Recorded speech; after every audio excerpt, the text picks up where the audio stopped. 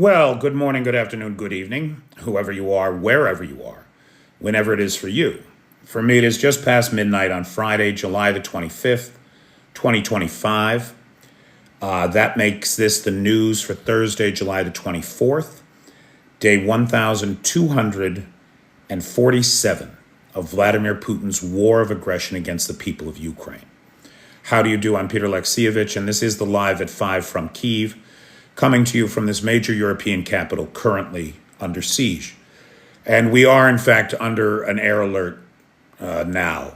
That's the first time this week, I think, that we have been during the live. I see the peeps are coming in. Hey, Nicola Jones. Hey, Mike Kelly. Hey, Richard Prexis. How's everybody doing tonight?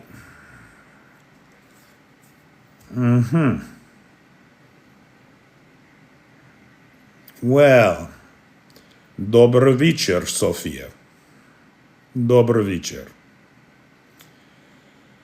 Hey, Bobby. How you doing, buddy? Nice to see you. Hey, Rob Walker. Hey, Jay. Hey, Carl. Good. Hey, Morna. Richard Prexis. How's everybody doing tonight? Hey, Ben Tilley.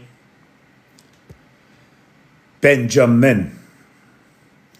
Ben Tilley was the sponsor of last night's live. Tonight's sponsor is June, our buddy June from Canada. If we see June, thank him, please. Sure do appreciate it, June. Hey, Renvox. Hey, Judy. Judy's coming to Kyiv to celebrate my birthday in October. Looking forward to that. Hey, Neil. Hey, Debbie. Hey, Chef Deb. Hey, Dawn. The peeps are here. Hey, James. The peeps are here. The peeps and Sophia. Yeah.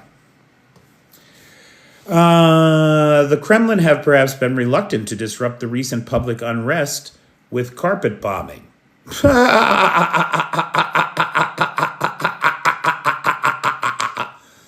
There are a lot of funny things about that sentence. That's funny. Hey, Roy Daniels. Hey, super user. Okay, so ladies and gentlemen, how do you do? And other non-binary folks, how do you do? Looking at last night's overnight drone attacks on Ukraine, we saw the Russian Federation send 103 drones, 90 of which were intercepted or taken out with active countermeasures. That's an 87% interception rate on the drones. Last night was not a good night for the missile attack. Now, there were only 4 Iskander-K cruise missiles sent. Normally, Ukrainian air defense does very well with the Iskander-K cruise missile. We've seen interception rates as high as 100% on that missile, but not last night, boy. The Russians must have sussed out where those mid-range air defense systems are, like the Iris-T and the Hawk. What else falls into that category? Something else. Anyway, which are very effective. They must have sussed out where those air defenses were and sent them around them, because we saw only 1 in 4 Iskander-Ks intercepted last night, a 25% interception rate. And those are a nasty piece of work, boy. They do a lot of damage. And where we principally saw that damage happen last night was in Odessa. Odessa, the apparently world-famous 200-year-old Prevoz market was destroyed. It completely engulfed in flames. This market, this 200-year-old seminal piece of living history, is so beloved by the people of, not just the people of Odessa, but the people of Moldova, who have been trading in this market for 200 years. That the foreign minister of Moldova made a special message of condolence to the people of Odessa today on the loss of this historic relic. It's unbelievable. The Russians are using glide bombs against civilian targets again. Now, that had slowed down for a while. They were still hitting the front line with glide bombs, but we saw two glide bombs, two Fab, we think 250 or 500s maybe, come into Kyiv today. 33 people injured. They didn't hit the residential building, they hit the parking lot in front of the building. And so, thank God, no one was killed, but 24 cars were blown up. All the windows in the building were shattered. 33 people injured. The force of the blast, the shock wave, was so intense that it blew out the rear windows of the apartment complex, the front windows of the apartment complex, and then the windows of the apartment complex across the street. Whoa. Thank God the injuries were really, I mean, it's a terrible thing, but thank God only 33 people were injured. Likely because it happened in the middle of the day when everybody's out at work, right? So people were not home when this happened, work or school or whatever. I am laughing my ass off today, I got to tell you, because of the protests here in Kyiv, right? The protests here in Kyiv, this story blew up the last couple of days. For people who follow this channel, you know my take on it was simply, it's something to watch. It's an internal political situation that I have confidence the Ukrainians will resolve. And 24 hours later, it looks as though the government has listened and it is resolved. And that's democracy in action. That's democracy in action right there. But here's the thing. The Russians want to take advantage of this story. They want to show the world and everybody that Zelensky is done, that the Yahtzee regime in Kyiv has finally been overtaken by the Ukrainian people, and the liberation of Kyiv under Russian occupation is soon to come, right? Like, that's the story they want you to believe and that they want to spin. And you would have to have had a frontal lobotomy to believe any of that. Or huff too much glue as a child. So they want everybody to believe that there's this deep dissension between the government in Kyiv and the people of Kyiv, rather than democracy is at work here. The problem is they can't tell that story. They cannot show the people of Russia, the people of Ukraine standing up to the government and winning. They can't do that. So as desperately as the Russian papers want to highlight the division between the Kyiv administration and the people of Ukraine, they can't show that to the Russian people because it might give them ideas. And so they are bending over backwards to try to paint the worst picture of Zelensky in this thing, while claiming, dig this now follow this. This is the kind of thinking that you have to believe to be Russian today. They are, in the Russian press, it's widely being reported that these protesters are paid protesters of the West. George Soros paid these protesters to go out and challenge the Kyiv regime, right? It was funny, I saw Sophia talking to one of her sock puppet accounts, right? Talking to herself like she was having a conversation with a real person. But it was just a troll making up shit between two of its own sock puppet accounts. Anyway, that was really, Sophia, it was so obvious. It was so transparent. It was so, I mean, really, do you get paid to do that? You're overcharging.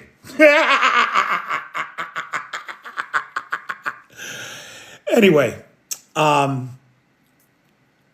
they're so desperate to tell everybody that this is the West paying these protesters, right?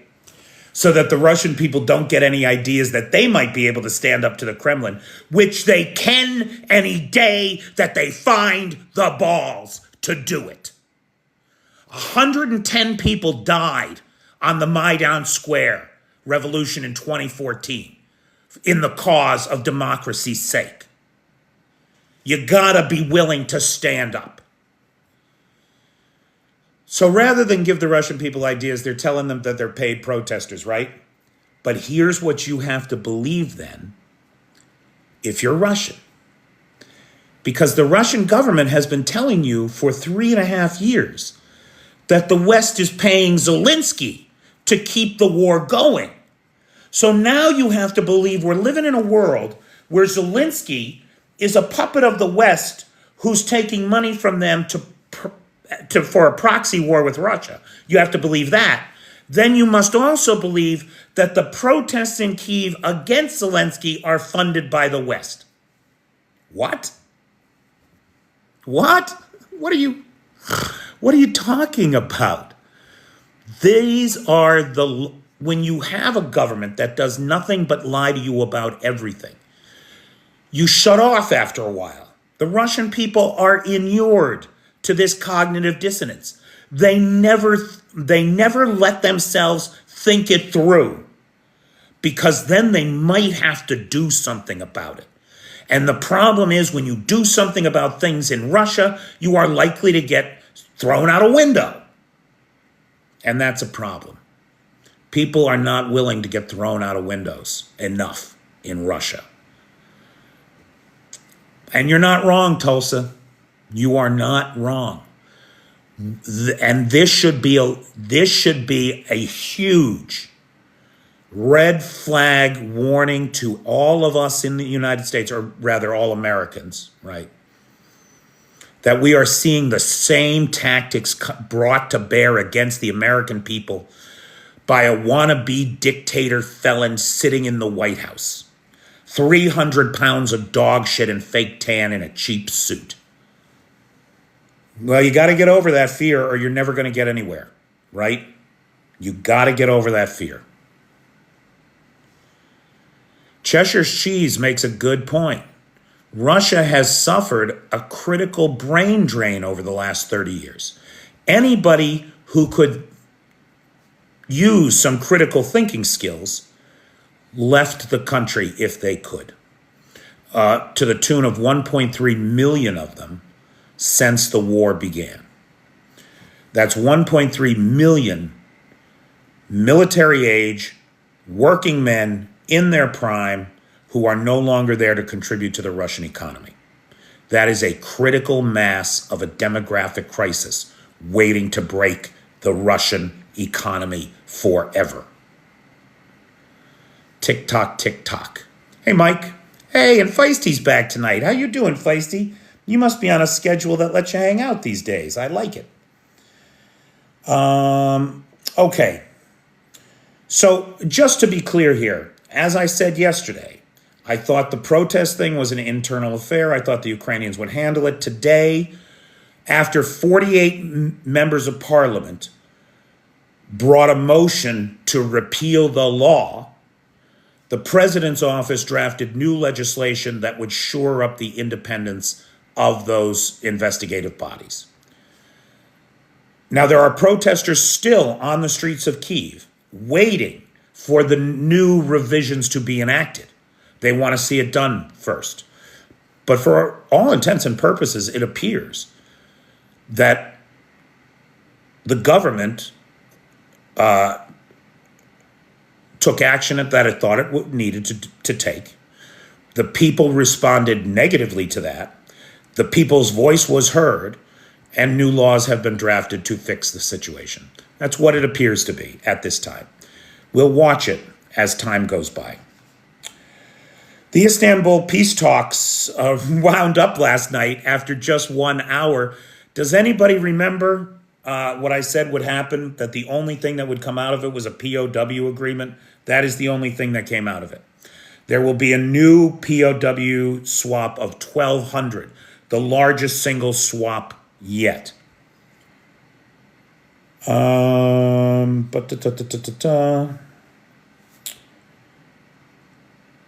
Oh, the Russians rejected any notion of a meeting between Zelensky and Putin. Putin is afraid to meet Zelensky. He's never going to sit down across the table from him because he's afraid that Zelensky will knife him right across the table. That's literally what's going on there. Steve Rosenberg, who is the Moscow-based BBC Russian news editor, had some great insights into today's headlines from Russia in terms of economic news. So, according to Moskovy Komsomolets, the economy is on the brink of recession, which we knew. Corporate profits are down 41% year over year. Right? So imagine last year you made $100,000. And this year you made $60,000. That's the situation that most of Russian business is in. Reported in Investia, inflation continues apace. Beetroot is up 58% for the year. Carrots up 39%. They report that the government will soon be initiating Soviet-era price freezes. So now it's going to be a little bit different. In the old days, under the communists, right? The Politburo would simply say, no one can charge more than 2 kopecks per kilo of potato. Right? They would just lay down the law.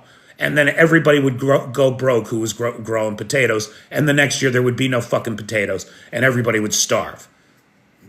Welcome to communism. Hey, Van. Now, today, the modern Russian economy and economists are a little bit better at this. What they're doing is they're entering into long-term contracts with agriculture industry to guarantee a stability of crop prices for the next 18 months or so. Now that's smart, right? That's the way you do this kind of thing. But hopefully that will freeze, hopefully for the sake of the Russian people, that will freeze food prices about where they are. In Nezavitsmaya Gazeta, they were talking about gas prices at the pump will rise in August. Now, this is important because we all know that Russia is nothing but a gas station with nukes, right? One of the great benefits of living in Russia is that your gas prices are controlled by the state. They do not fluctuate with demand. They can only be raised based on the rate of inflation. There's some other factors too, but basically the government controls the price of gas inside Russia. And for 30 years, it has kept the price of gas low. It can no longer do that.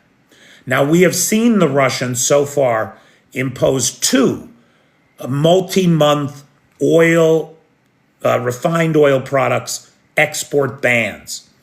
So on 2 occasions, one of them lasting for 8 months, the Russians have banned the export of refined oil products, keeping all the gasoline, all the diesel for themselves.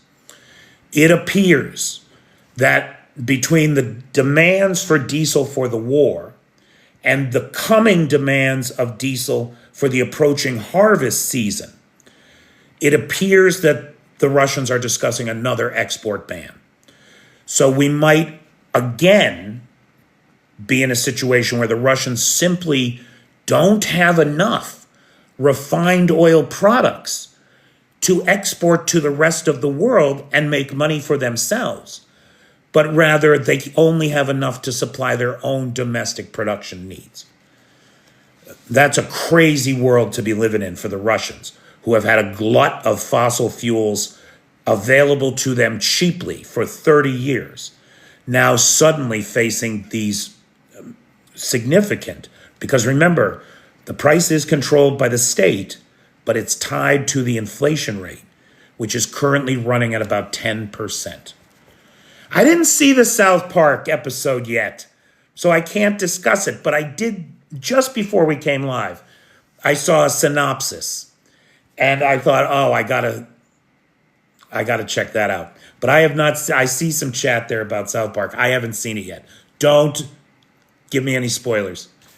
Deputy Prime Minister Alexander Novak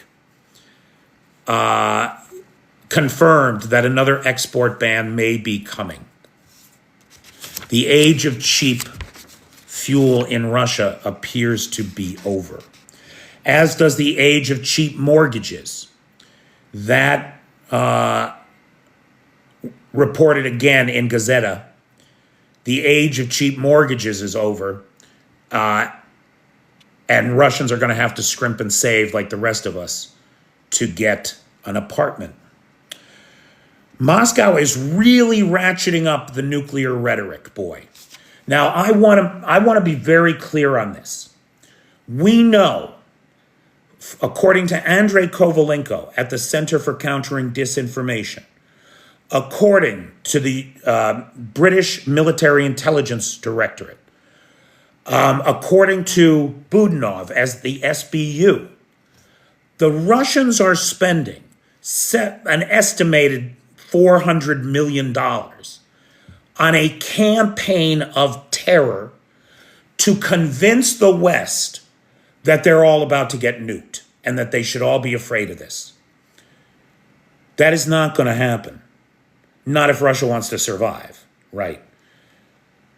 It's a campaign of fear intended to terrorize Westerners into losing support for Ukraine. Hey, Angela. Do not pay attention. You hear these Russians spouting nuclear propaganda. Ignore it. Those guys have a survival instinct. They know our nukes work. They're not going to nuke anybody. But my God, they can't stop talking about it. Maria Zakharova says that the official Russian state position declares that military defense industrial sites manufacturing weapons for Ukraine are legitimate military targets regardless of where they are. Regardless of where they are. So that means that a Rheinmetall plant in Germany is a legitimate military target. Solyov, on the same program, Solyov Live, Solyov was talking about nuking Berlin, nuking Lisbon again. I mean, it's ridiculous. Oh, and Oreshnik. He was talking a lot about it. He was threatening with Oreshnik.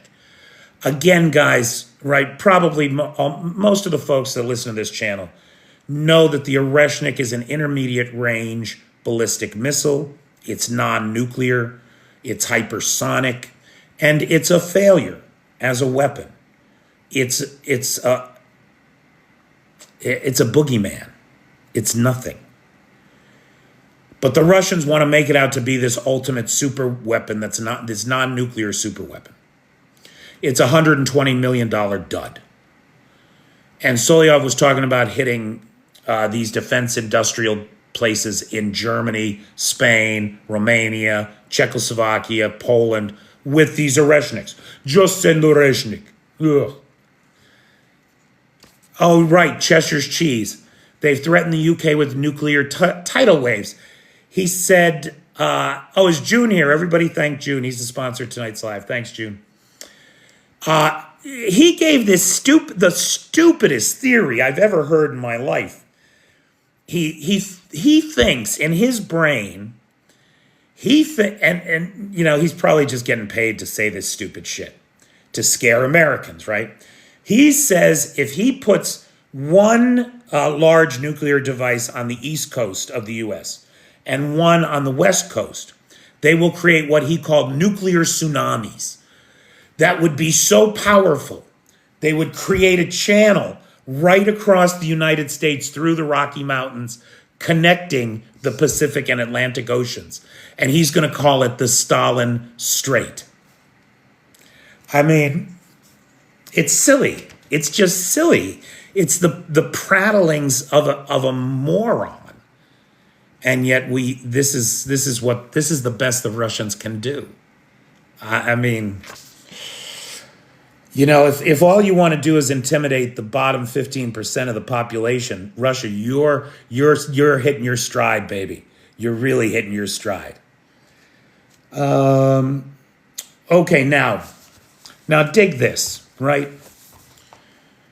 While the Ukrainians are going after infrastructure and military targets and logistics targets inside of Russia in order to degrade the enemy's ability to prosecute this war, the Russians are enlisting the help of Ukrainians by telling them that they're working for the SBU, that they're working for Ukrainian military intelligence, and as a patriot, you should do this job for us.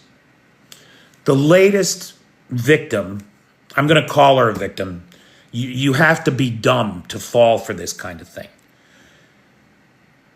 was enticed by FSB agents to bring two improvised explosive devices with a total of about 1.5 kilograms, about 3 pounds of TNT into a Kyiv cafe in order to blow up the cafe at rush hour, causing maximum damage, right?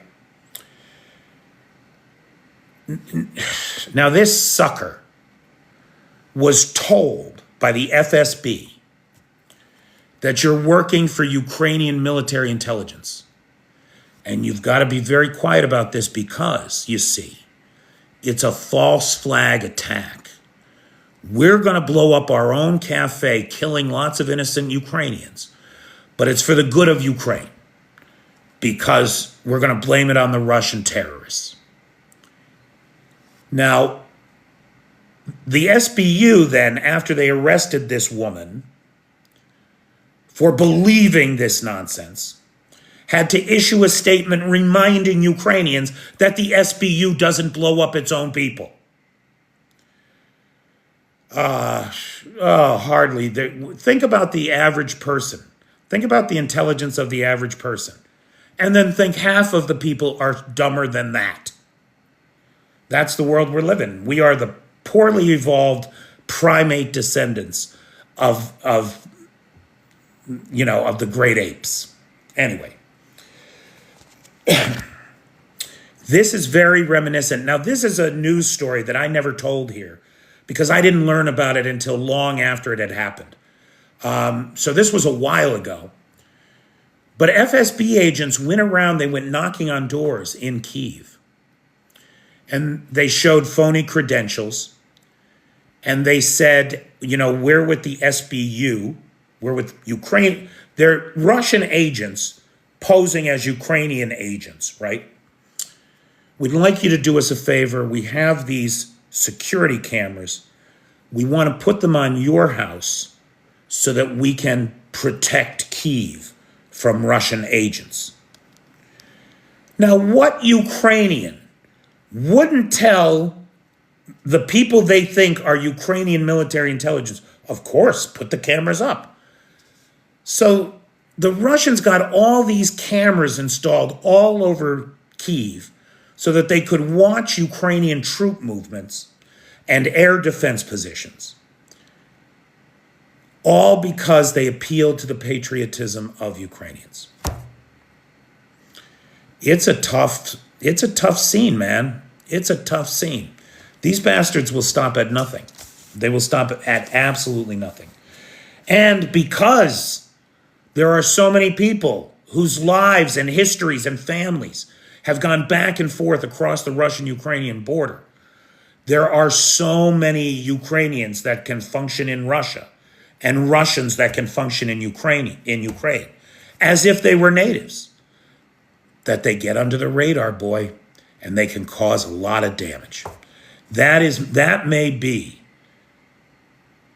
one of the most startling revelations of the last 2.5 years for me, is this understanding of just how, I don't want to say easy, but for how many Russians and Ukrainians the movement between the two cultures. They're very facile about it. They go right back and forth. It's a long history. Okay. Now, Ukraine was pulling no punches last night. There was a blistering overnight strikes across Russia.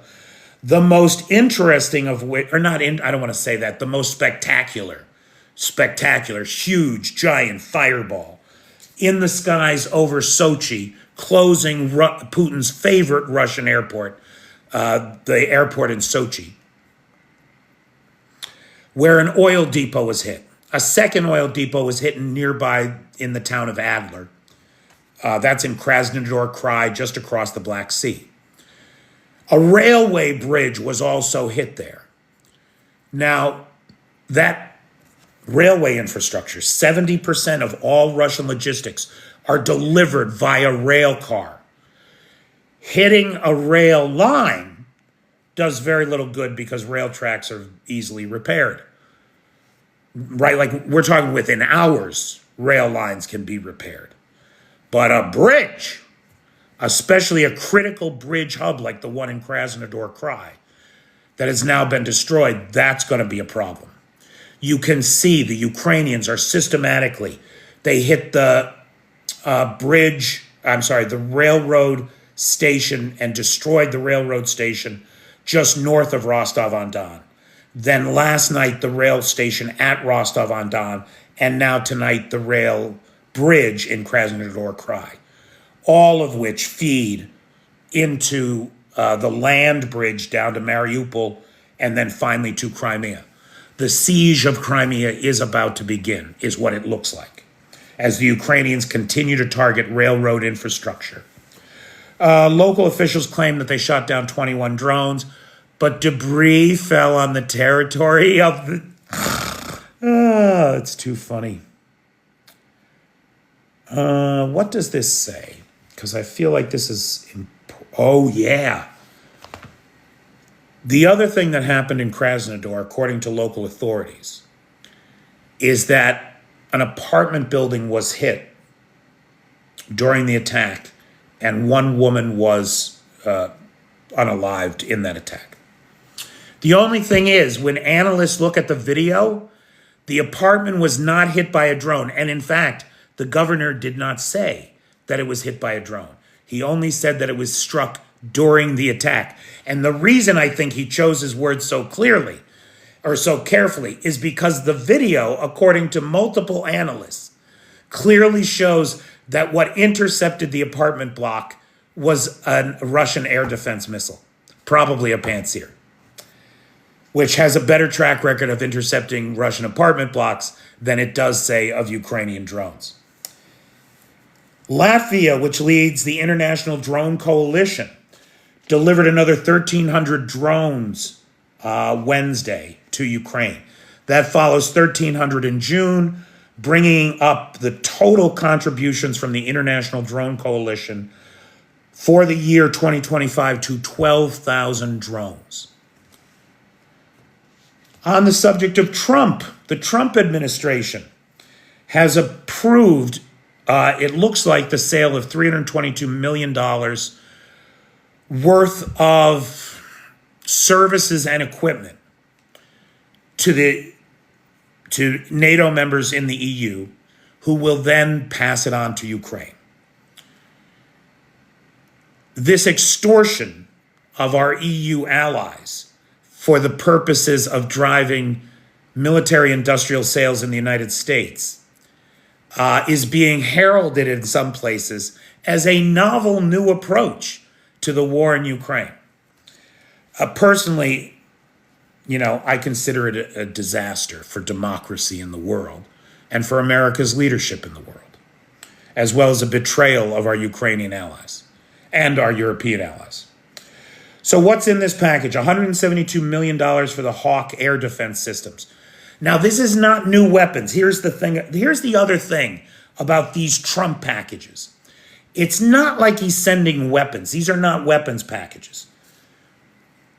What the Ukrainians will be getting are spare parts spare parts and maintenance training and equipment so that they can take better care and keep using the equipment that we've already sent. So now on the subject just of like what a betrayal this is of the Ukrainians, can you imagine you go to your neighbor and you say to your neighbor, bad guys are breaking into my house. Can you give me a gun? The neighbor says, yeah, here's a gun. Okay, I go next door. I hold off the bad guys for a while. Then I'm out of bullets. I run back to my neighbor and I say, neighbor, have you got some bullets? And the neighbor says, sure, but it's going to cost you. So now the Ukrainians have these Bradley ISVs and they have these Hawk air defense systems. They're depending on them as critical pieces of their defensive infrastructure. They need maintenance, repair, and overhaul equipment and training. And instead of giving it to them like we gave them the systems, we're blackmailing them. We're not even blackmailing them. We're blackmailing their European partners to buy the shit from us. It is a betrayal of everything that the United States is supposed to be. And it frustrates the fuck out of me.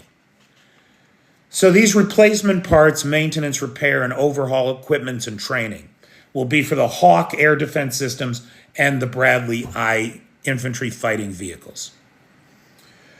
Now, this is getting weird. Because look, accidents happen, right? Accidents happen. But there's something weird going on in Amur Oblast of Russia. Amur is like on the border of eastern China. You could spit and hit Japan. It's all the way as far east just about as you could go, right before Kamchatka. And in the last 10 days, in like the last 10 days, dig it, what have we seen happen out there? We saw a military helicopter that was returning from repair work in Khabarovsk. That's not the right way to say that. I'm sorry. Chabarovsk. Returning from repair work in Chabarovsk. A crash and kill all 5 aboard. We saw an AN-24 have to make an emergency landing on July 15th after technical malfunctions.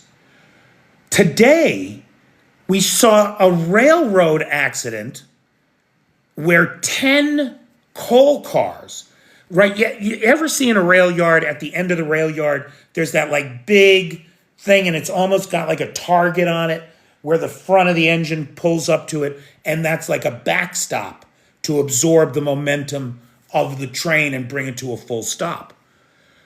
Well, that thing crashed right through the backstop. And 10 coal car, a lot of damage, right? But an apparent accident. This happened today on the heels yesterday of a civilian AN-24. They're a turboprop plane, like a puddle jumper. Went down with all 48 aboard. All 48 folks were lost, the crew and the passengers. Now, all of these incidents are happening all the fuck the way out at the edge of the empire. All within 10 days, yeah, because July 15th was the emergency landing, right? Why? Could these be partisan attacks? No one's taking credit for them. They are all very close together. Or, now hear me out on this, could it be that when the end comes for empires, the empires start to fall at the edges, the places that are least taken care of, the places that get the least attention from the central authority, the people on the edge that are always last to get the deliveries? Could we be seeing the domino effect of sanctions, years of sanctions now, and the desperate need of Moscow to feed Moscow, its environs, and St. Petersburg, drawing as the pool of available cash gets less and less, and they pull it all to themselves. Are we seeing the edges of the empire fray? And I don't know, but we're going to keep watching Amur province for more stories like this, and those far eastern provinces for more stories like this, as well as rising Chinese influence in the region. Oh, you know who we haven't talked about? It is Hungary. And I have a couple reasons to believe, I need to write it up properly, but just as a taster for tomorrow night, there are reasons to believe that Russia has put pressure on Hungary to join this war, to invade Ukraine from the West. And I think tomorrow night, I'll put that together and we'll go through that tomorrow night. But it's not impossible that under the right conditions, we could see Hungary enter the war on Russia's side. Now that would certainly be a moment in history, because Hungary is an EU member, right? Anyway, just a thought. Now, finally, three European intelligence officials involved in the investigation of Chinese companies are telling Reuters that the Chinese weapons manufacturer IEMZ Kupol is selling Chinese-made drone engines to shell companies in third countries, shipping them labeled industrial refrigeration units to avoid sanctions detection. And then the third country shell companies are shipping those to Russian drone manufacturers. So it's a very weird question, Brenner. In fact, you know what? I'm going to come back to that real quick. So increasingly, what we're getting is evidence that the Chinese are engaged with the Russians in providing lethal aid. Now, there's a very strange question down here from someone who calls themselves Brenner85, and he says, Hungry are Jewish. Now, I don't know if he's talking about Jewish folks being hungry. They certainly do make some good food, boy. I love a matzo ball soup. I don't know if that's what he's talking about, or if he's talking about the country of Hungary. It is worth pointing out that during the final solution in World War II, it took the Germans, I want to say like 18 or 19 months to clear the Polish ghettos and get all the Jews into concentration camps. When they went into Hungary, they moved 430,000 Hungarian Jews to their deaths in 3 fucking months. They had gotten so good at it. So in terms of native Jewish populations, Hungary has one of the lower percentages in Europe. Oh my God, I make a challah bread French toast with a fresh fruit compote that you would drool over. Drool. There's a place up on 103rd in Manhattan that makes a challah bread. Be still my heart. Okay, so it's funny what you don't think about, right? But when my ex-wife and I lived in Manhattan, we had a good buddy, Joe Godin, who had Okay, he did kosher catering, right? So for your bat mitzvahs, bar mitzvahs, weddings, etc. His wedding was one of the best weddings I ever went to in my life. It was really, it's a great time. Anyway,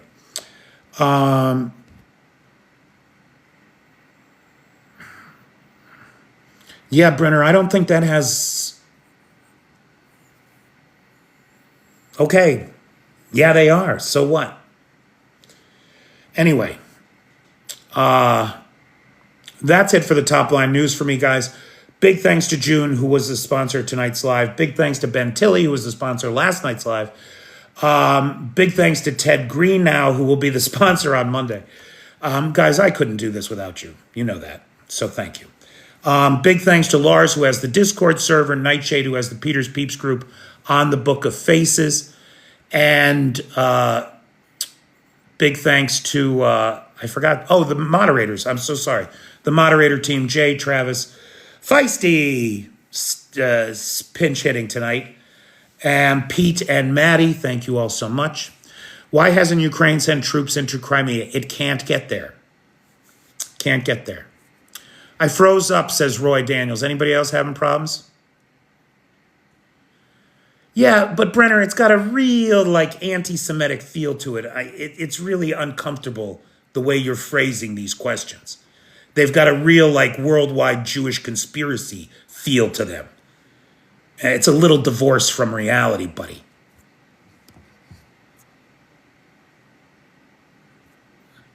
Everybody else is saying it's good. Hey, Maddie. Hey, Dawn. Hey, William. Okay, so questions, comments, points of observation. Anything from anybody that's not calling for the elimination of the Jewish people or their state, please. Hector's. Hey, Tim Little. How you doing, brother? Man, I'd love a night at Hector's.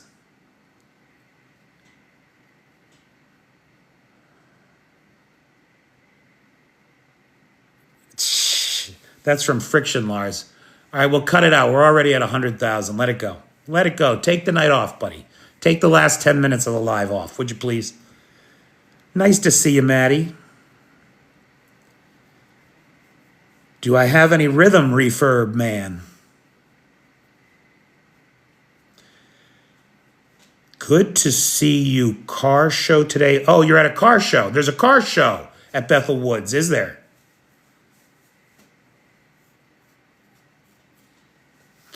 Man, I got some good memories of that place. Thanks, Scott. So, not good. That's not good. Hulk Hogan, fuck him. He could have been a voice for the working people instead of a voice of hatred and intolerance. That's a fucking shame. It's a fucking shame. So Tim Little is NATO and the EU would invade Hungary if they got involved in the world. I don't know about that, Seawolf. I don't know that I don't know that that's true. But we'll talk about Hungary tomorrow. We'll talk about Hungary. 430,000, if I'm not mistaken, somebody fact check me on that. Because that's not something I've looked at in a long time. But if I remember right, when the Germans went into Hungary, they deported 430,000 Hungarian Jews in 3 months. They got so good at it, at murdering their fellow men. Ugh. Anyway.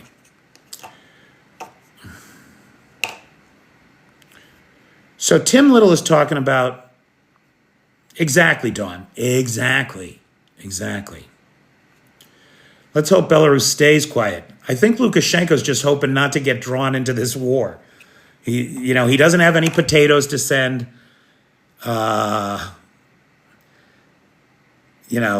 He's just trying to stay out of this war. Drainman, Ukraine just got more than half, so at least 25, of the Australian M1A1 Abrams that the Australians sent. So yeah, they're here.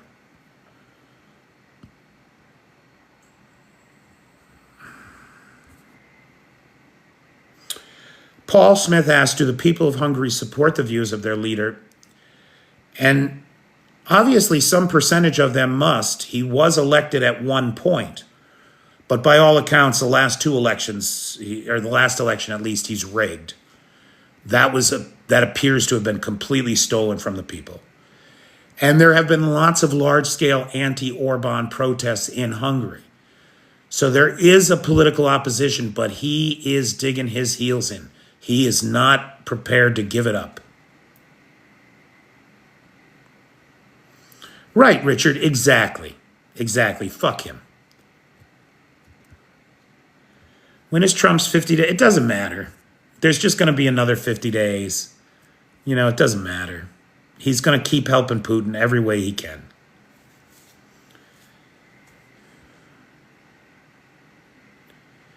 I didn't say anything at Messy. Hulk Hogan, you know, growing up as a kid in the 80s, Hulk Hogan was a star. You know, people looked up to him. We all looked up to him. And I'm just saying he could have been a voice for the working class, but instead he sold out to hatred and bigotry and stupidity. And it's a shame. Trump got his mineral deal. Yeah, not that it does him any good, but he did get it.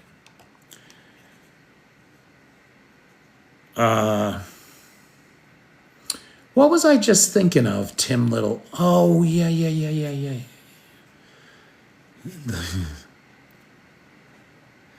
Macho Man Randy Savage. Oh, yeah. So how Ukraine from the mineral deal? It's not a bad deal for Ukraine. It's not a bad deal. It's certainly not the neo-colonial economic exploitation of the first deal he tried to push through. It's basically a balanced deal that encourages investment in post-war Ukraine. Doesn't do anybody any good during the war. Nobody is coming in to set up a lithium mine on the front. I mean, it's just weird political theater to make Trump feel good. Justin Hayward, that does not sound familiar, no.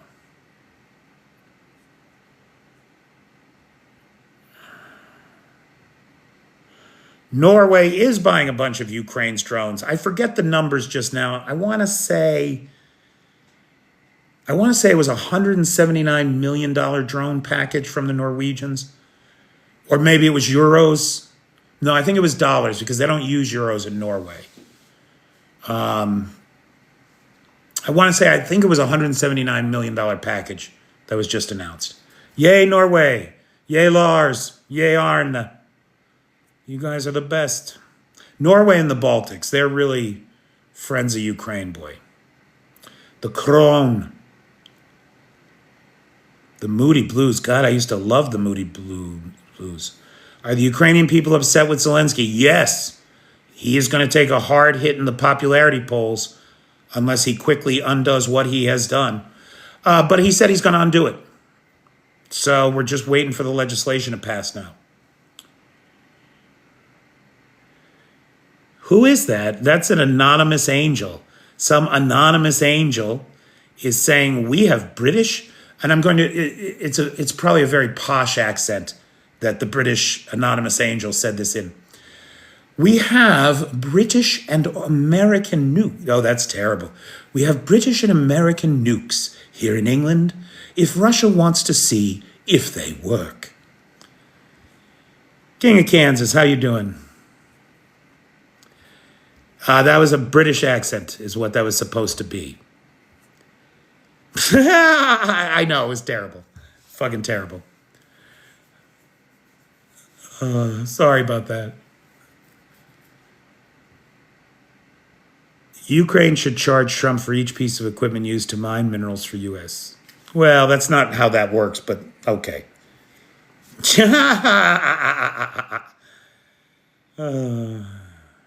I heard that the U.S. is also trading Ukraine drones for missiles. So Zelensky made the claim that he and Trump are close to a deal where the U.S. would buy a whole bunch of drones from Ukraine and Ukraine would get to buy a whole bunch of U.S. weapons. The deal has not been finalized yet, and it's Trump, so we can't count on anything. But it does make sense, right? Like, the Americans, for example, have just stated that every company, I want to say, no, maybe not company. What's a size up from a company? A platoon? That every platoon has 100 drones to practice with, work with, and for even potentially deployment scenarios. Well, 100 drones is fucking nothing. The Ukrainians are producing and using 200,000 drones a month. But America's starting to get into drone warfare. So it's a good deal for everybody if it comes through. So keep your fingers crossed that it's particularly a good deal for the Ukrainians, because it's not just weapons packages they can buy from the U.S., but rather the U.S. is investing in Ukrainian production of drones. And right now, the Ukrainians say that they're producing about 4 to 5 million themselves this year. They claim to have the spare capacity to produce another 4 million. If they just had buyers for them, if somebody would just buy, so if the U.S. orders a bunch, then they can put a bunch of people to work making those drones for America. And that's good for the economy, right? I'm Posh Spice. I can think. No, Roy, I am in the group, but I'm Old Spice.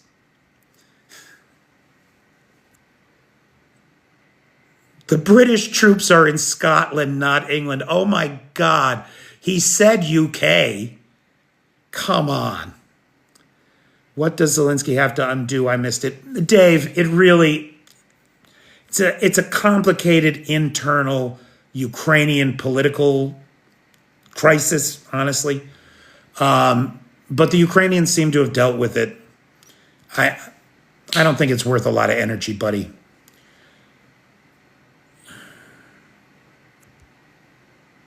Hey, Dave.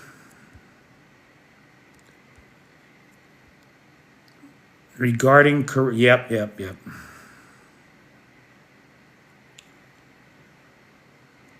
I wish I could do a good Scottish accent. I can't. Grandpa Spice. I think we're at the uncle stage, not quite grandpa yet. Uncle Peter is what I'm going by. For anybody that needs a familial appellation. Grandpa Spice. Yeah, you're not wrong. Doing our best. Okay, kids. Again, big thanks to June, who is the sponsor of tonight's live. Big thanks to Lars, who has the Discord server, Nightshade, who has the Peter's Peeps group on the Book of Faces, and, of course, to the best moderator team on the Tickety Talk. All right, kids, it's 1 a.m. here in beautiful uptown Kyiv. I'm going to call it a night. Thanks, everybody, for stopping by. Sure do appreciate it. Very challenging. Can you imagine how challenging it is to try to run this country right now on a shoestring, invaders and traitors at every turn? Ugh. And yet, we saw under military law, martial law, under curfew, we saw peaceful protest to the government by the citizenry for the redress of grievances, with no rubber bullets, no tear gas, no crackdowns, just the voice of the people being heard by the administration. If we could get that in the United States, Alligator Auschwitz would be closed right now. All right, thanks, guys. See you tomorrow.